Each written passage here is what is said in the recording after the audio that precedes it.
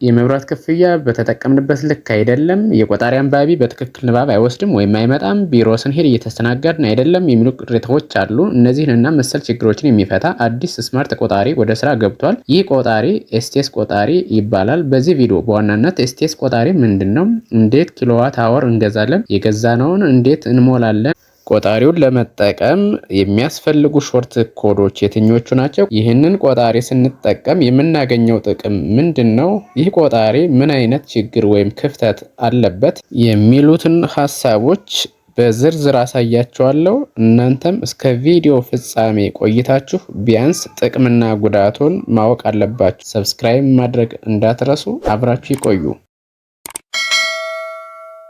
በመጀመሪያ ኤስቴስ ቆጣሪ ምንድነው ከሚለው እንነሳ። ኤስቴስ ማለት ስታንዳርድ ትራንስፈር ስፔሲፊኬሽን ማለት ነው። ኤስቴስ ማለት የኤሌክትሪክ ቆጣሪዎችን የኃይል መሙያ ኮድ ወይም ቶከን እንለዋለን። ደህንነቱ በተጠበቀና ወጥ በሆነ መንገድ ለማስተላለፍ የሚያገለግል ዓለም አቀፍ የቴክኖሎጂ ስታንዳርድ ነው። ይህ ማለት እንግዲህ የቅድመ ክፍያ አገልግሎት መረጃ ልውውጥን ደህንነቱ በተጠበቀ መንገድ የሚያከናውን አዲስ ሲስተም ነው ማለት ነው። ስለዚህ ይህ የቅድመ ክፍያና ዘመናዊ ቆጣሪ ነው ማለት ነው። ኤስቴስ ቆጣሪ ስንት ክፍል አለው? ኤስቴስ ቆጣሪ ሁለት ክፍሎች አሉት። ሁለት ዋና ክፍሎች አሉት ከአርኪቴክቸር ወይም ካወቃቀሩ አኳያ ማለት ነው። የመጀመሪያው ሜን ኮንትሮል ዩኒት ይባላል። ኤምሲዩ ወይም ደግሞ ሜን ኮንትሮል ዩኒት ይባላል። ይህ ከቤት ውጭ የሚቀመጥ ወይም የሚሰቀል ስለሆነ ከኤልቫ የሚመጣውን መስመር ወደ ቤታችን የሚያስተላልፍልን ወይም ደግሞ የሚያገናኝልን ዋናው የቆጣሪ ክፍል ነው። ዋና ዓላማው ወይም ዋና ስራው የኤሌክትሪክ ፍጆታን መለካትና መብራት ወደ ቤት ማገናኘት ነው። የሁለተኛው ክፍል ይህ ደግሞ ከስተመር ኢንተርፌስ ዩኒት ወይም ሲአይዩ ይባላል። ተንቀሳቃሽና ሪሞት መሰል ዕቃ ሲሆን ዋናውን ቆጣሪ የምንቆጣጠርበት ሪሞታችን ነው ማለት ነው። ማንኛውንም ስራ ወይም ኦፐሬሽንስ ያለ ንክኪ ዋየርለስሊ ማለት ነው የምንጠቀምበት መሳሪያ ነው። ይህ መሳሪያ በባትሪ ነው የሚሰራው ወይ ደግሞ ባትሪ ከሌለ ቀጥታ ሶኬት ላይ ተሰክቶ መስራት ይችላል። ልብ በሉ እዚህ ጋር ሶኬት ሰክተን እንጠቀማለን ማለት በራሱ በዋናው ቆጣሪ መስመር በሚመጣው ሲንሰካው ብቻ ይገናኛል። ምክንያቱም የግንኙነት መስመሩ በሁለት መንገድ ስለሆነ አንደኛው በራሱ መስመር፣ ሁለተኛው ደግሞ በራዲዮ ሞገድ ስለሆነ ማለት ነው። ስለዚህ ይህ ሲአይዩ የሚባለው ዋና ስራው ኮድ ማስገባት፣ ቀሪ ሂሳብ ማሳየት፣ የማስጠንቀቂያ መብራቶችን እና የተለያዩ ሲግናሎችን ማሳየት እና ብዙ ስራዎች አሉ። በዝርዝር እመጣበታለሁ። ኤስቴስ ቆጣሪ እንዴት ነው የሚሰራው? አሰራሩ እንዴት ነው ወይም ደግሞ ፋንክሽናል የሚሆነው እንዴት ነው ስንል ከላይም እንዳልኩት የመጀመሪያው ሚስጥራዊ ቁጥር ወይም ደግሞ ቶከን ነምበር ሪቻርጂንግ ቶከን ነምበር ይባላል። እሱን በመጠቀም የሚሞላ ነው። ልክ እኛ ካርድ መሙላት ስንፈልግ ከሱቅ ሄደን ካርድ እንገዛለን። እሱን ካርድ ገዝተን ፍቀን ወደ ስልካችን እንሞላለን። ከሞላን በኋላ ወደ ኢንተርኔትም ወደ ድምጽም ልንቀይረው እንችላለን። በተመሳሳይ ቶከን ከመብራት ኃይል እንገዛለን። ከገዛን በኋላ ቁጥር ነው የሚሰጡን ልክ እንደ ሞባይል ናምበር ወይም እንደ ሞባይል ካርድ ቁጥር ማለት ነው። ይህ ቁጥር ምናልባት ረዘም ያለ ነው። ባለ 20 አሃዝ ነው ወይም 20 ዲጂት ቁጥር ያለው ነው። ምክንያቱም ይህንን ባለ 20 ዲጂት ቁጥር ይዘን መጠን ነው ሲአይዩ በመጠቀም ወደ ኤምሲዩ ክፍል እንልካለን ወይም እንሞላለን ማለት ነው። በዋናነት የሚሰራው በዚህ መልኩ ነው። ሲአይዩ እንዲሰራ ከተፈለገ ወይ ባትሪ እናስገባለታለን ወይ ደግሞ ቀጥታ ከሶኬት እንሰካለታለን ማለት ነው። ስለዚህ ሶኬት ሰክተን መጀመሪያ ኦን አድርገን ኮኔክት ማድረጉን ካረጋገጥን በኋላ የገዛነውን ቶከን ነምበር ወደዛ እንሞላለን ማለት ነው። ሲአይዩ ከኤምሲዩ የሚግባባው ቤት ውስጥ ባለው መስመር ወይም ደግሞ በራዲዮ ሞገድ መሆኑን ልብ በሉ። ቶከን እንዴት እንገዛለን የሚል ጥያቄ ሊነሳ ይችላል። ቶከን እንዴት እንገዛለን? እንግዲህ ይህ ቴክኖሎጂ ዘመናዊ ቴክኖሎጂ ከመሆኑ ጋር ተያይዞ በሞባይል ልንገዛ እንችላለን። እንደ አጠቃላይ በሁለት ዋና መንገዶች መግዛት ይቻላል። የመጀመሪያው ቀላሉ መንገድ በሞባይል ነው። ምክንያቱም በቤታችን ሆነን በፈለግነው ሰዓትና ጊዜ መሙላት ስለምንችል። በሞባይል ስንል እንግዲህ በቴሌብር አፕሊኬሽን ሊሆን ይችላል። ቴሌብር አፕሊኬሽን ተጠቅመን ለመሙላት መጀመሪያ የቴሌብር መተግበሪያን እንጭናለን። ከጫን በኋላ እሱን እንከፍታለን ወይ ደግሞ 127ን ተጠቅመን መደወል እንችላለን። ሁለተኛ ላይ ፔይቢል ወይም የክፍያ አማራጭ የሚለውን እንጫናለን። እሱን ከተጫነ በኋላ ዩቲሊቲስ የሚለውን እንገባና እዛ ከገባን በኋላ ኢትዮጵያን ኤሌክትሪክ ዩቲሊቲ ኢኢዩ የሚለውን እንመርጣለን። ምክንያቱም ሌሎች አማራጮች ስላሉ እዛ ጋር ማለት ነው። የቆጣሪ ቁጥሩን ወይም ደግሞ ሜትር ሲሪያል ነምበር የሚባለውን እናስገባለን። እሱን ካስገባን በኋላ መግዛት የምንፈልገውን ገንዘብ መጠን እናስገባለን። መግዛት የምንፈልገውን ማለት እኛ መግዛት የምንፈልገው ኃይል ነው ወይም ደግሞ ኪሎዋት አወር ማለት ነው። 100 ኪሎዋት አወር ነው 200 ኪሎዋት አወር ነው ምናምን የሚለውን በወቅቱ ታሪፍ የሚሰላ ሆኖ ነገር ግን የ500 ብር ነው መግዛት የምንፈልግ የ1000 ብር ነው የ2000 ብር ነው የሚለውን ብሩን እናስገባለታለን። ብሩ ስናስገባለት በወቅቱ ታሪፍ ካልኩሌት ያደርግና የሚቆረጠውን ቆርጦ ኪሎዋት አወሩን በቶከኑ አማካኝነት ኢንክሪፕት አድርጎ ነው የሚሰጠን። ስለዚህ መግዛት የምንፈልገውን የገንዘብ መጠን እናስገባለን። እሱን ካስገባን በኋላ የቴሌብር አፕሊኬሽን የሚስጥር ቁጥር ስለሚጠይቅ እሱን የቴሌብር ሚስጥር ቁጥር አስገብተን እናረጋግጣለን። እሱን ካረጋገጥን በኋላ ወዲያውኑ በ20 አሃዝ ወይም 20 ዲጂት ያለው ሪቻርጅ ቶከን ነምበር ይላክልናል፣ በኤስኤምኤስ ይላክልናል ወይም ደግሞ እዛው ቴሌብሩ ላይ ሊቀመጥልን ይችላል። እሱን ቶከን ያዝን ማለት እንግዲህ ካርድ ቁጥራችንን ገዝተን ያዝን እንደማለት ነው። በሁለተኛ ደረጃ የቴሌብር አልጠቀምም የሚል ሰው ካለ አሁንም ስልኩን ተጠቅሞ በሞባይል ባንኪንግ መክፈል ይችላል። ሁለተኛው አማራጭ በአካል ቢሮ በመሄድ ነው። ምናልባት ይሄኛው አድካሚና ጊዜ የሚወስድ ከዛም ባለፈ ቢሮ ያሉት ሰዎችም ላይገኙም ይችላሉ። ኔክስት ቢገኙም ሰልፍ ሊሆን ይችላል እና ምናልባት ግን አማራጭ ከጠፋ ቢሮ ሄዶ መግዛት ይቻላል። አሁን የገዛነውን የቶከን ነምበር እንዴት እንሞላለን ነው ዋናው ጥያቄ። እሱን ቶከን ነምበር ወይም ሪቻርጂንግ ቶከን ነምበር ይዘን ከመጣን በኋላ የምናደርገው እንዴት ነው? መጀመሪያም ሲአይዩ ማዘጋጀት ነው። የከስተመር ኢንተርፌስ ዩኒት የሚባለው ሪሞት መሰል ዲቫይሱ ይሄኛውን ማለት ነው። ይሄንን እናዘጋጃለን ማለት የመጀመሪያው ኦን ማድረግ ነው። ኦን ለማድረግ ወይ ባትሪ ሊኖረው ይገባል ወይ ደግሞ ከዋናው ከራሳችን ቆጣሪ ከሚመጣው መስመር ላይ ሊሰካ ይገባል። እሱ ከተሰካ በኋላ የግድ ሲግናል ምልክት መኖር አለበት። በስክሪኑ ላይ የሲግናል ምልክት ወይ ደግሞ እንደ ሞባይል አንቴና ማለት ነው። እሱ ካለ ኦልሬዲ ኮኔክትድ ነው። በሁለተኛ ደረጃ ባለ 20 አሃዝ ኮዱን ማስገባት ነው የሚሆነው። ከዚህ በኋላ የገዛነውን ባለ 20 አሃዝ ኮድ ሳንሳሳት በቁጥር ሰሌዳው ላይ ወይም ደግሞ በስክሪኑ ላይ እየተመለከትን ኤልሲዲ እንለዋለን። በሱ እየተመለከትን አንድ ባንድ በጥንቃቄ እናስገባለን። ቁጥሩ ከተጫነ በኋላ በስክሪኑ ላይ መታየቱን እናረጋግጣለን። ምክንያቱም ክሮስ ቼክ እናደርጋለን።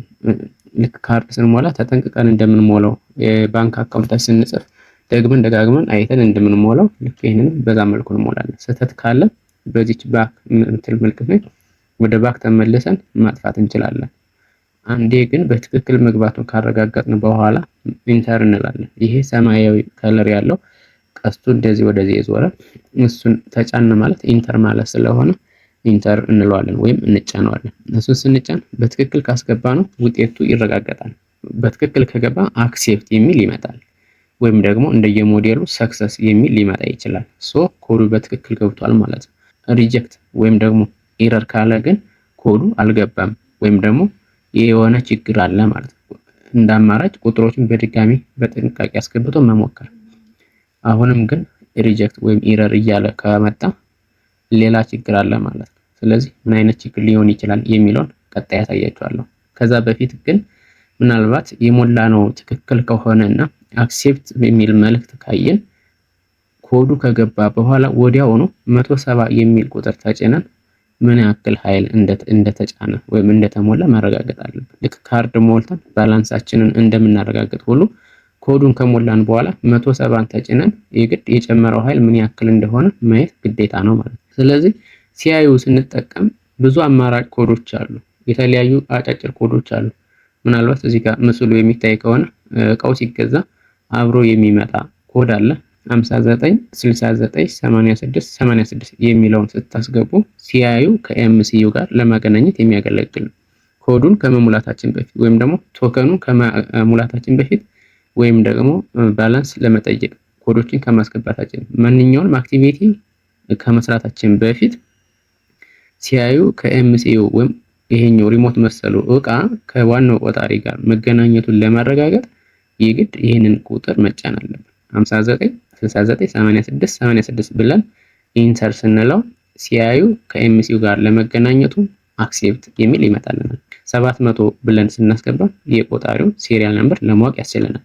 170 የሚለውን ከተጫነ ቀሪ የኪሎዋት አወር ወይም ደግሞ ምን ያክል ኃይል እንደቀረን ለማወቅ ይጠቅመናል።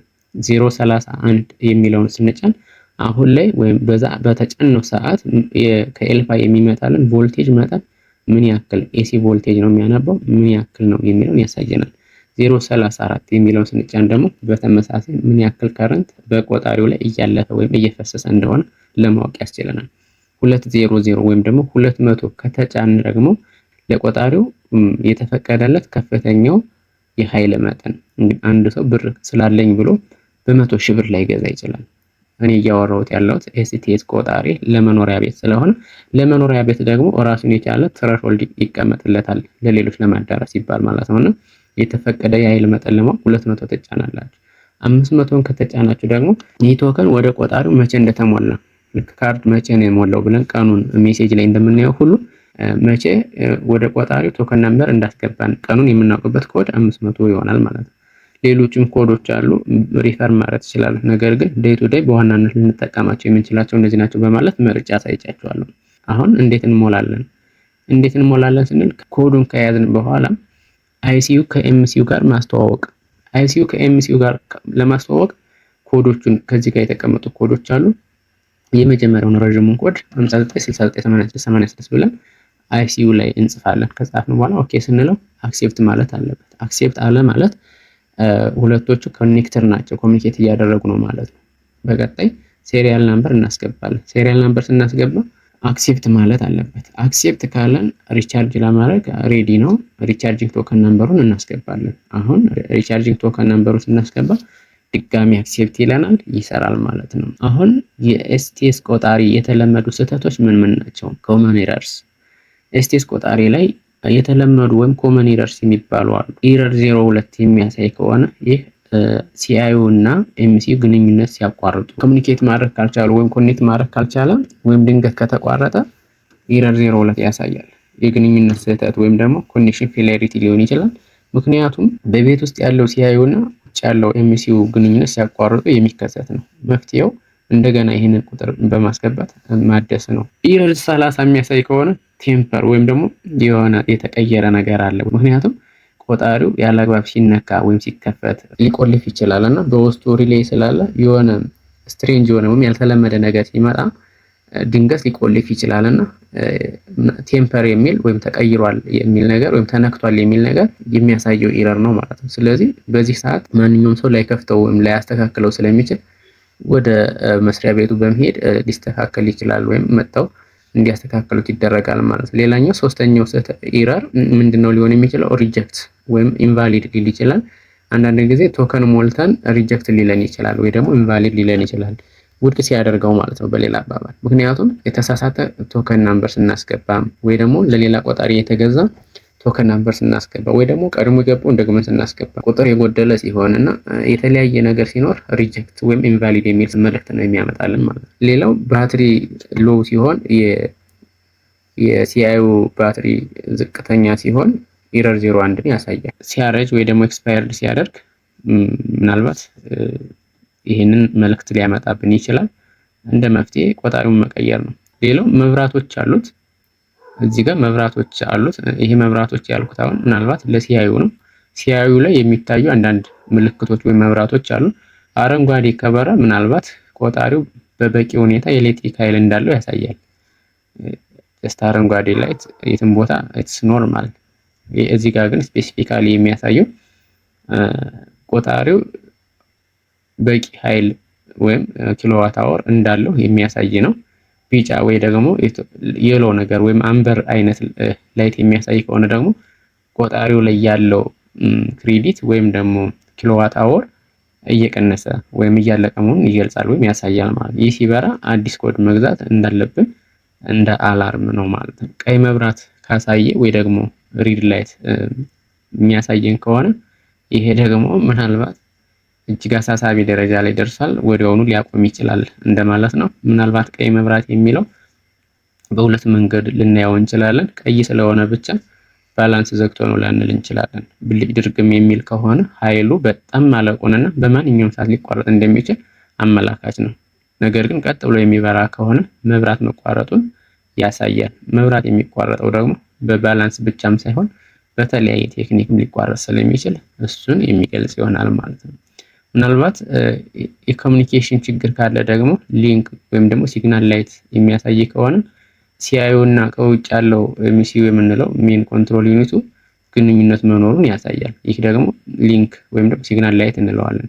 ኮሚኒኬሽን ላይት ምልክት ኮሚኒኬትድ ወይም ደግሞ ኮኔክትድ መሆናቸውን የምናይበት ስለሆነ ይህ ሲግናል ላይት እንለዋለን። ኢንተርኔት ላይ ሞደም ላይ እንደምናየው ማለት ነው። አንዳንድ ጊዜ ደግሞ ድምጽ ሊያሰማ ይችላል። ጀስት በዘር ማለት ነው። ቀሪ ሂሳቡ ከ10 ኪሎዋት አወር ወይ ደግሞ አንዳንድ ጊዜ ከ5 ኪሎዋት አወር በታች ሲሆን ሊጮህ ይችላል። በዚህ ሰዓት ፕረስ አድርገን ማንኛውንም ኮድ ሄደን ከሲአይዩ ላይ ተጭነን ማስቆም እንችላለን እንዳይረብሽ ማለት ነው። ነገር ግን እንደዚህ አይነት ድምጽ ከሰማን ባላንሳችንን ቼክ አድርገን ማረጋገጥ እንችላለን። ቀሪ ባላንሳችንን ሄደን ቼክ ማድረግ እንችላለን በተሰጠን ኮድ ማለት ነው። እሱን ቼክ አድርገን ምናልባትም ከ10 ኪሎዋት አወር በታች እያሳየ ከሆነ በትክክልም ይህ አላርም ከዛ ጋር የተገናኘ ነው ብለን መደምደም እንችላለን።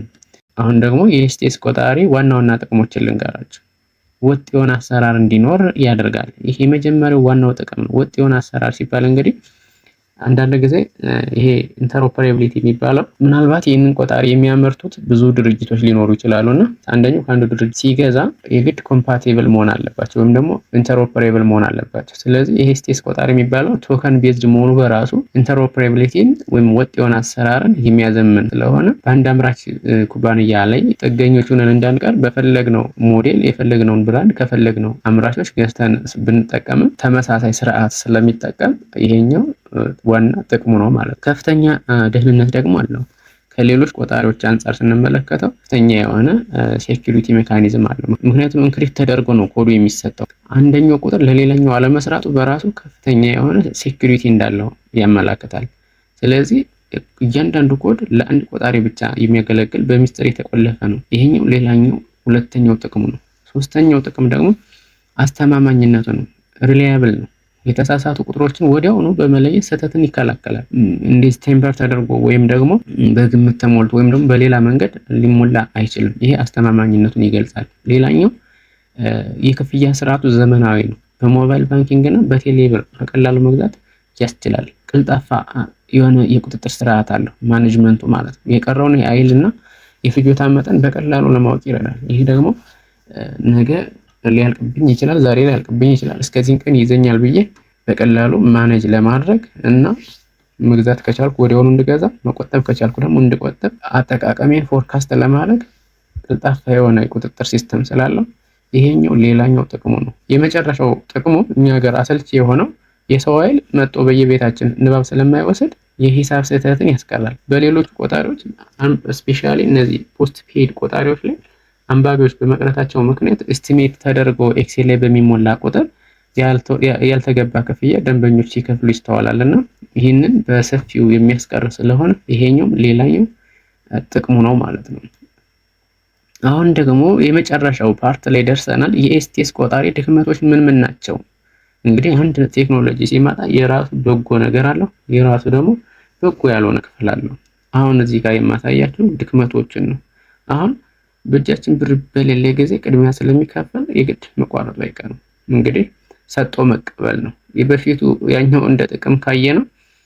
ምናልባት ዛሬ ላይ በእጃችን ብር ከሌለ እስከ ዛሬ ወር ድረስ ዱቤ ተጠቅመን ያን ብር ማግኘት ከቻል ልንከፍል እንችላለን። ይሄኛው ደግሞ በእጃችን ብር ከሌለ ዛሬውኑ መብራት አናገኝም ማለት ነው። ይሄ እንደ ድክመት የምናየው ነው። ሁለተኛው የኮድ መርዘም ነው። ኮዱ ረጅም ነው። እንግዲህ 20 ዲጂት ቁጥር አሰልቺ ነው ኖርማሊ። እሱን አንድ ባንድ እያዩ ወደዛ ለመሙላት ወደ ሲያዩ ለመሙላት ጊዜ የሚወስድ ነው። ጊዜ ከመውሰዱ ጋር ተያይዞ ለስተትም ያጋልጣልና ይሄኛው እንደ ደካማ ጎኑ ነው። ጀስት አጭር ቢሆንስ ምናልባት አስቸጋሪ ሆኖ ሊሆን ይችላል። ይሄኛው ስርዓት የረዘመበት ምክንያቱም መጀመሪያም እንዳልኩት ዓለም አቀፋዊ ነው ቆጣሪው። በነገራችን ላይ ይሄ ቆጣሪ ለኢትዮጵያ ተብሎ የመጣ አይደለም። ዓለም አቀፋዊ ቆጣሪ ስለሆነ በዓለም አቀፍ ደረጃ የሚጠቀሙት ከሆነ የግድ በዓለም አቀፍ ደረጃ ደግሞ ብዙ ደንበኞች ካሉ እንደገና ቶከን ናምበር ደግሞ የማይደገም ከሆነ የግድ ኮምቢኔሽኑን ዩኒክ ለማድረግ ሲፈልግ የግድ አሃዙ መብዛት አለበት አይደል? አሃዙ 20 የሆነበትም ከዛ ጋር የተገናኘ ነው። ስለዚህ መርዘሙ ለእያንዳንዱ ሰው ሲያስገባ ስህተት እንዲፈጠርና ጊዜ እንዲወስድ ማድረጉ ይሄ እንደ ድክመት የሚቆጠር ነው። ሌላው ከኔትወርክ ጋር ጥገኛ እንድንሆን ያደርጋል። በሌላ አባባል ኔትወርክ ያስፈልገናል ማለት ነው። ኔትወርክ የለም ማለት ደግሞ የግድ ቶከኑን መግዛት አንችልም። ቶከኑን መግዛት ካልቻል ዛሬ ላይ መብራት ማግኘት አንችልም ማለት። ስለዚህ ከኔትወርክ ጋር ጥገኝነት መኖሩ እንደ አንድ ድክመት ነው። ለስህተት መጋለጥ ነው። this is human error። የገዛነው ኮድ ቢጠፋ ሊያስቸግር ይችላል። ሌላኛው ቴክኒካል ችግር ነው። ቴክኒካል ኮምፕሌክሲቲ ነው። ምናልባት ቆጣሪው ቢቆለፍ ወይ ደግሞ የቴክኒክ ችግር ቢያጋጥመው ተጠቃሚው ራሱ በቀላሉ ሊያስተካክለው አይችልም። ባለሙያ የግድ ያስፈልጋል። ባለሙያዎች ደግሞ ለጊዜው ሊመጡ የሚችሉት ከመስሪያ ቤቱ ስለሆነ እነሱን በመጠበቅ የተራዘመ ጊዜ ሊኖር ይችላልና እንደዚህ አይነት ችግሮች ወደ 5 የሚሆኑ ድክመቶችን እዚህ ጋር ለማስቀመጥ ሞክሬያለሁ። እስካሁን ታግሳችሁ ስለተከታተላችሁ እያመሰገንኩ ሰብስክራይብ ያላደረጋችሁ ሰብስክራይብ እንድታደርጉ በድጋሚ ጠይቃለሁ። መልካም ጊዜ